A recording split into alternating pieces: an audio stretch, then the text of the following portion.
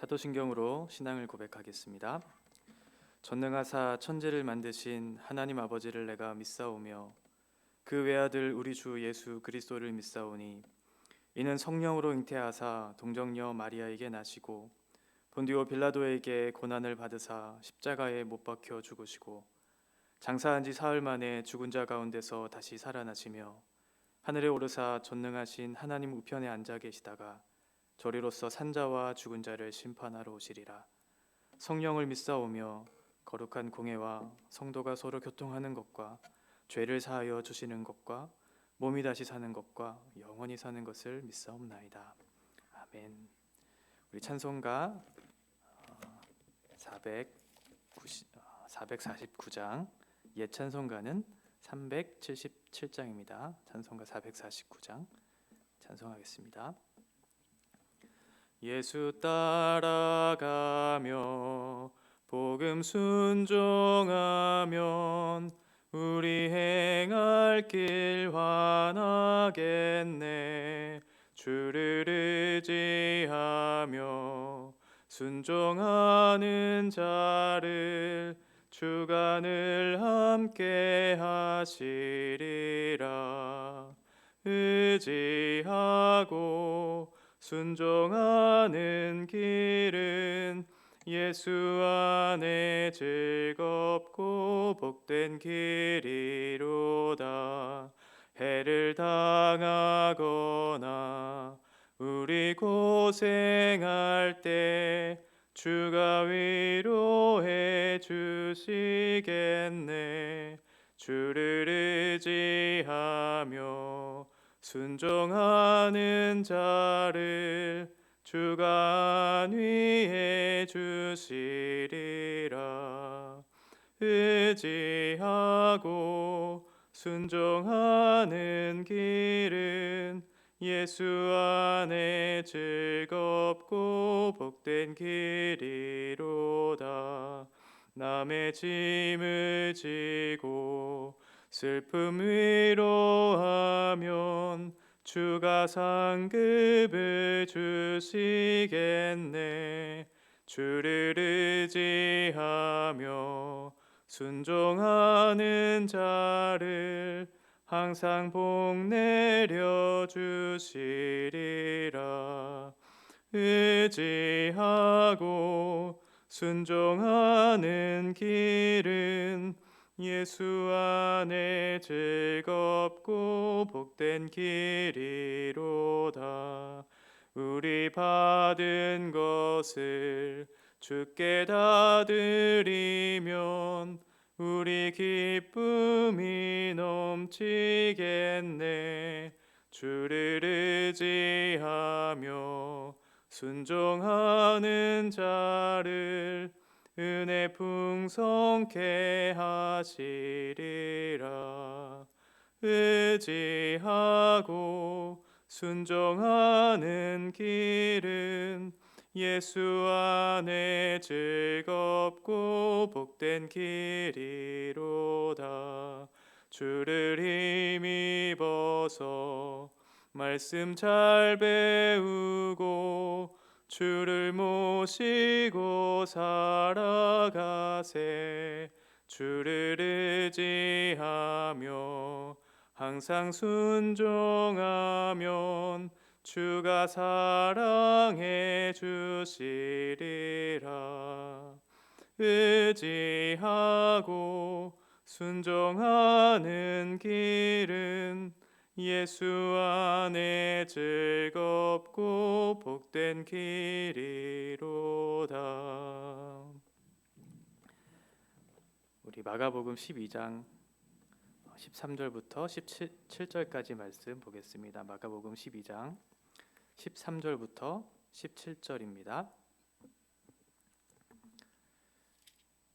그들이 예수의 말씀을 책잡으려 하여 바리새인과 헤롯 땅 중에서 사람을 보내매 와서 이르되 선생님이여 우리가 아노니 당신은 참되시고 아무도 꺼리는 일이 없으시니 이는 사람을 외모로 보지 않고 오직 진리로서 하나님의 도를 가르치심이니이다. 가이사에게 세금을 바치는 것이 옳으니이까 옳지 아니하나이까 하니이까 우리가 바치리이까 말리이까 한데 예수께서 그 외식함을 아시고 이르시되 어찌하여 나를 시험하느냐 데나리온 하나를 가져다가 내게 보이라 하시니 가져왔거늘 예수께서 이르시되 이 형상과 이 글이 누구의 것이냐 이르되 가이사의 것이니이다.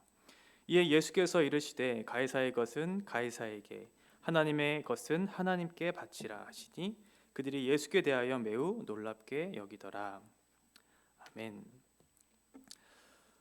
예수님께서 예루살렘으로 입성하신 후에 성전에서 매매하는 그리고 환전하는 그것으로 인해 폭리를 취하고 있는 그들을 책망하시는 내용이 앞서 11장에 나옵니다. 그리고 이 일로 인해서 대제사장들 그리고 서기관들 장로들이 와서 당신이 누구이기에 당신이 어떠한 권위로 이 일을 행하고 있습니까? 이렇게 예수님께 도전을 합니다. 그리고 우리가 어제 봤던 말씀처럼 농부의 비유를 통해서 이 권위가 하나님께로부터 왔음을 얘기해주고 있죠. 그리고 자신을 배척한 그들에게 임할 하나님의 심판에 대해서 증거를 하십니다. 이로 인해서 유대의 종교 지도자들과 예수님과의 갈등은 매우 심화가 됐던 것이죠. 그러한 상황 속에서 오늘 성전에 온 바리새인들, 정치적인 지도자였던 헤롯 당원들, 이들이 와서 예수님과 논쟁하는 장면이 오늘 본문의 말씀입니다. 13절 그들이 예수의 말씀을 책잡으려 하여 바리새인과 헤롯 당 중에서 사람을 보내매 그들은 12절에 나온 대제사장 그리고 서기관 장로들이었겠죠. 그들이 바리새인과 헤롯 당 중에 몇을 뽑아서 예수께 보낸 것은 바로 예수를 책 잡으려 하는 목적을 따라 이것을 행했다라고 기록하고 있습니다.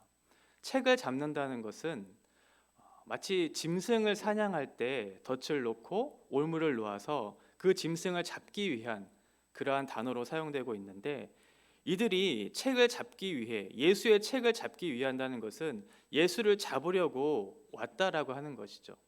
예수를 잡아 로마에 보내 예수를 죽이려고 하는 그러한 목적으로 바리새인과 헤롯 당원들을 보낸 것입니다. 바리새인과 헤롯 당은 사실 함께 할 수 있는 그러한 사람들은 아니었습니다.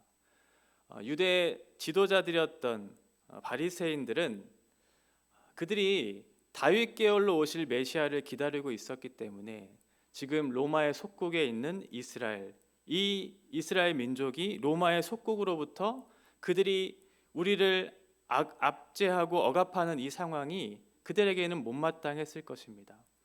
그래서 바리새인들은 로마에게 매우 반하는 반로마적인 그러한 성격을 띠고 있었던 집단이었죠. 그런데 반대로 헤롯 당원들은 마치 우리나라가 일제 식민지를 겪었을 때 친일파들이 했던 것과 같은 그런 행동을 했던 사람들이거든요. 자신의 지위와 자신의 신분을 유지하거나 또는 그것들을 키워나가기 위한 수단으로서 로마의 세력을 이용했던 그런 사람들이죠. 친로마적인 성격을 띠고 있었던 사람입니다. 그러니까 바리새인과 헤롯 당은 함께 할 수 있었던 사람들이 아니었습니다. 그런데 지금 두 집단이 와서 함께 한 목적을 가지고 예수님을 찾아온 것이죠. 바로 예수님을 책 잡으려 그들이 찾아온 것입니다. 그들이 와서 이렇게 이야기합니다. 선생님을 사람을 외모로 취하는 분이 아니시지 않습니까? 선생님께서는 오직 진리로서 하나님의 도를 말씀해 주시는 분이 아닙니까? 그러니 제가 한 가지 질문을 하겠습니다. 가이사의 세금을 가이사에게 바치는 것이 옳습니까? 옳지 않습니까? 라고 하는 그런 질문을 하고 있는 것이죠. 당시 유대인들은 당시 유대를 지배했던 통치했던 분봉왕이었던 아켈라오가 이제 자신의 지위를 내려놓고 주후 6년부터 로마의 통치를 받기 시작했습니다. 그래서 유대 땅에 있었던 그 사람들은 로마의 통치 아래 있으면서 로마에서 걷어들이고자 하는 세금을 내야 하는 상황이었죠. 그것을 바로 인두세라고 합니다. 그 머릿수대로 세금을 매겨서 로마에서 책정을 한 대로 내야 했던 것이죠. 누가복음에서는 이 인두세라는 단어를 포로스라는 단어를 사용하는데, 이 단어는 피지배국이 지배국에게 세금을 내는, 곧 자신의 주권이 그 지배국 안에 속해 있음을 인정하면서 자신의 통치가 그 나라에 있다는 사실을 인정하면서 내는 그런 세금의 성격을 가지고 있었던 것이죠. 예수님은 매우 곤란한 상황에 처해 있습니다. 예수님께서 그래, 가이사의 세금을 가이사에게 내는 것이 맞다라고 얘기했다면, 민족주의자였던 유대주의의 성격을 강하게 띠고 있었던 바리새인들, 그리고 유대인들에게 매우 적대적인 그런 상황에 몰릴 수밖에 없었던 상황이었을 것이고, 그렇지 않다, 로마의 가이사에게 세금을 내는 것은 옳지 않다라고 만약에 그렇게 대답을 했다면 로마로부터 반역자 소리를 들었겠죠. 그러면서 그것이 하나의 증거가 되어서 로마로부터 큰 화를 당할 수밖에 없는 그런 상황에 직면해 있었던 것입니다.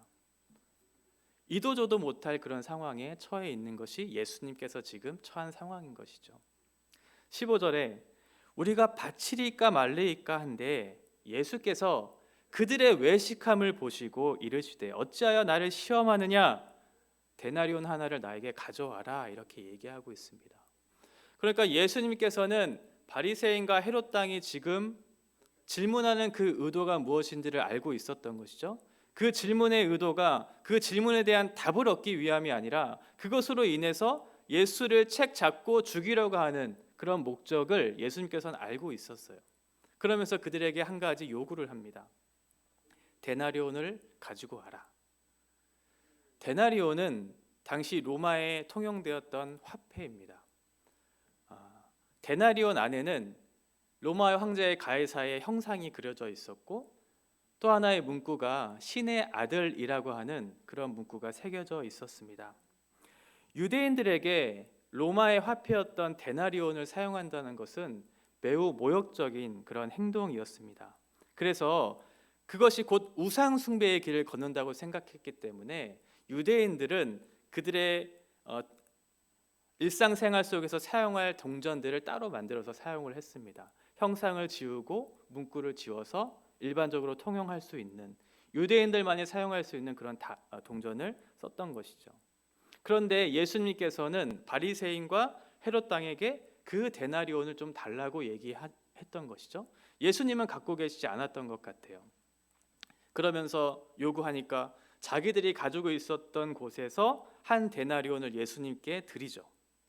이것은 동전을 그들이 사용했다는 것이고 그들 스스로가 우상 숭배를 하고 있다는 증명을 스스로가 하고 있는 것이죠.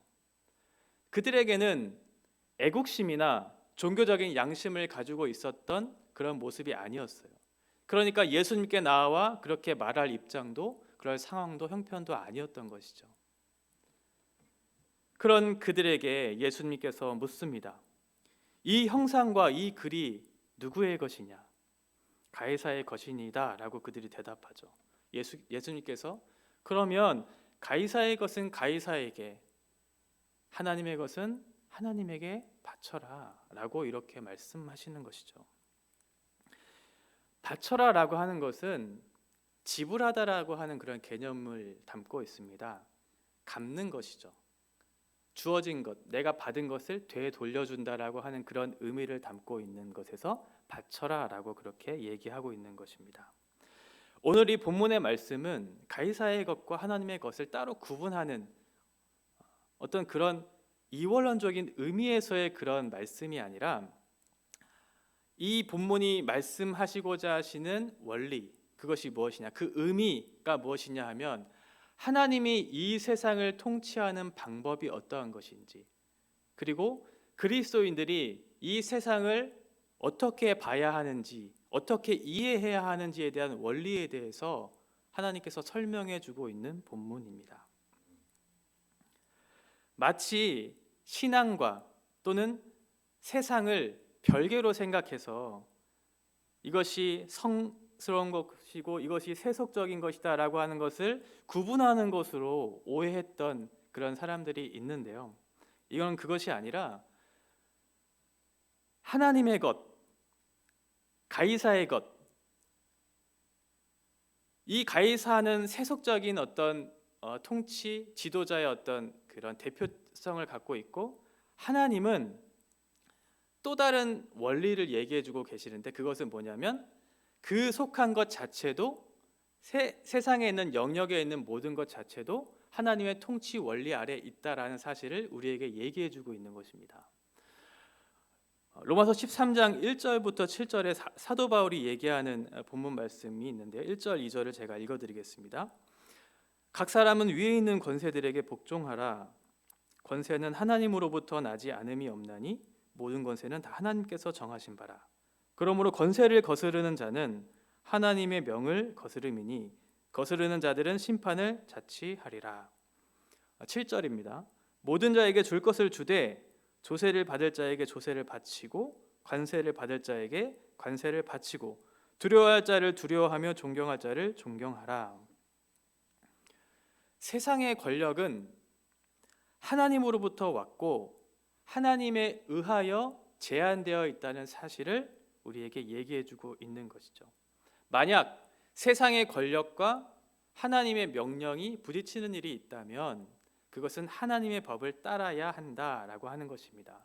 세금을 바치는 것인가, 세금을 바치지 않는 것인가, 이것 자체가 중요한 것이 아니라 모든 것은 하나님의 것이기 때문에 너희들은 하나님의 주권을 인정하고 그의 통치 아래로 나아가라라고 하는 그런 원리를 얘기해주고 있는 것이죠.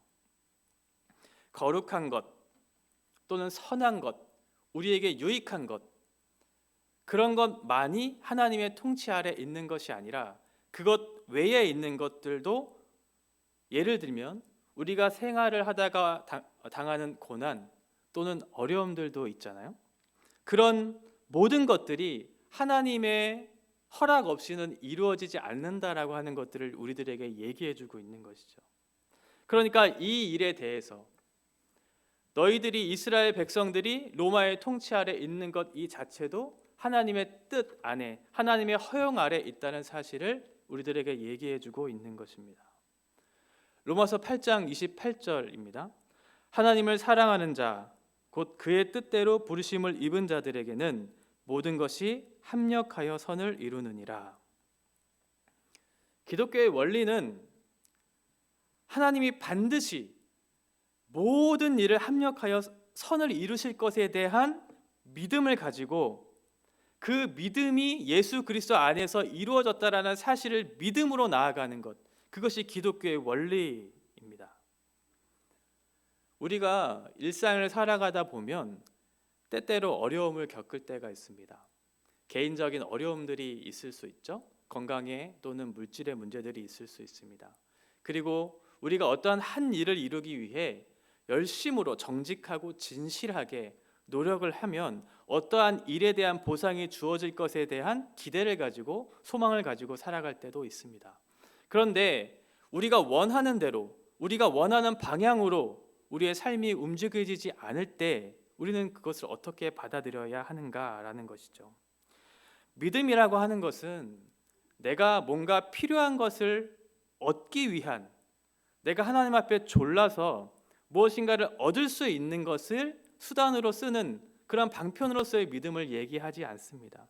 믿음이라고 하는 것은 하나님이 어떠한 일이 일어나든지 간에, 개인이건 사회건 또는 어떠한 다른 영역 안에서 이루어지는 일들 속에서 하나님께서 그 모든 일을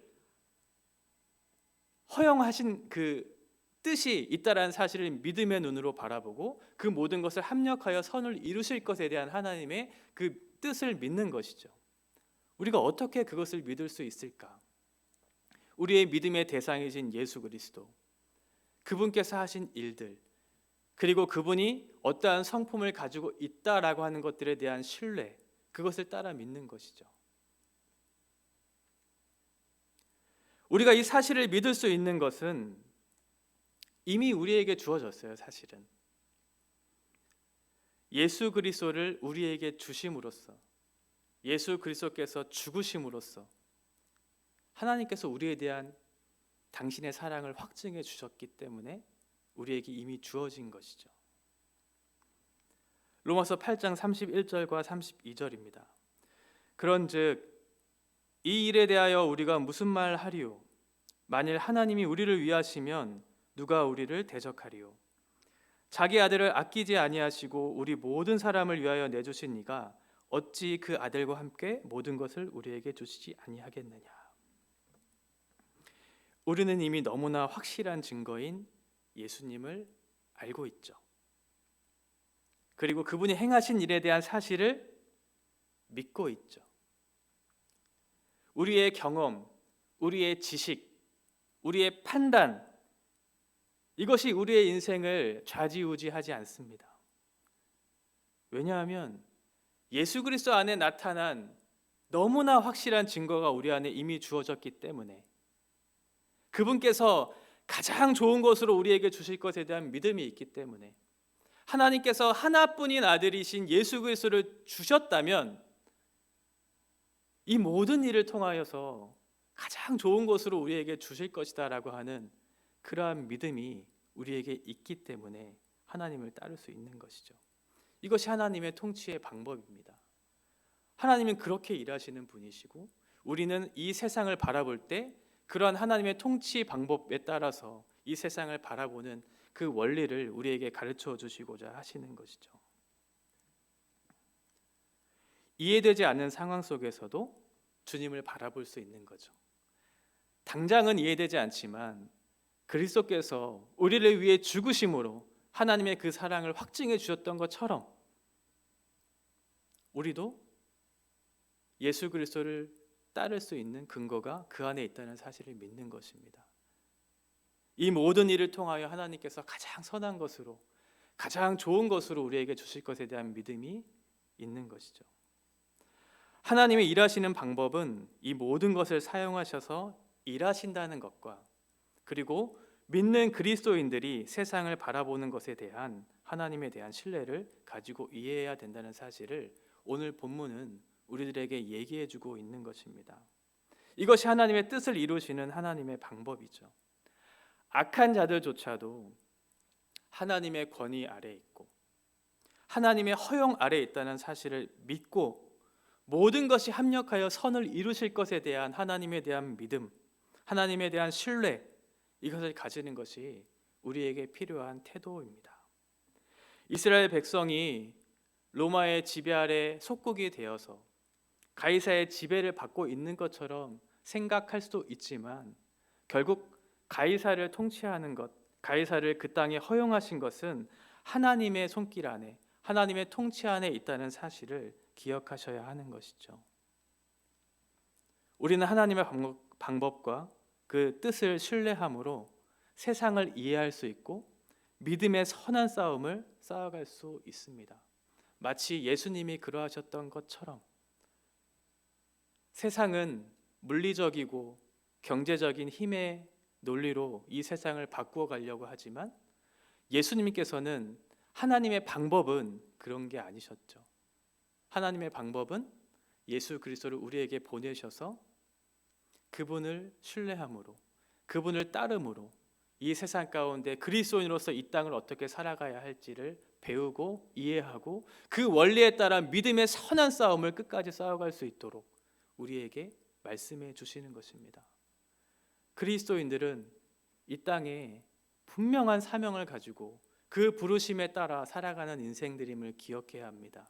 그것은 이 세상이 논하는 그러한 원리와 방법이 아니라 예수 그리스도께서 우리에게 보여주셨던 그 원리와 그 통치의 방법대로 그 길을 따라가는 것, 그것이 그리스도인들에게 요구되는 삶이고 하나님께서 이 땅을 통치해 가시는 방법임을 우리에게 얘기해 주고 있는 것입니다.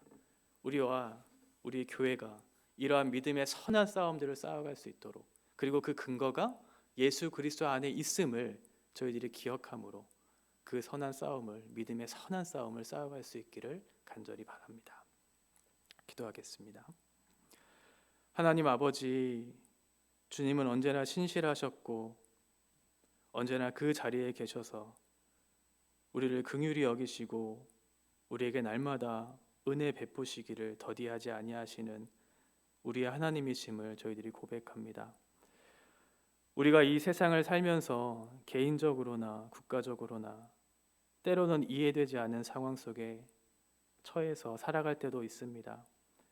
그러나 주님께서 우리에게 말씀하시는 것은 이 모든 영역 안에 하나님의 주권과 통치가 있음을, 하나님의 허용 아래 있음을 우리에게 말씀해 주셨고, 믿음의 눈으로 그리스도를 따라 믿음의 선한 싸움을 싸우도록 우리에게 말씀해 주고 있습니다.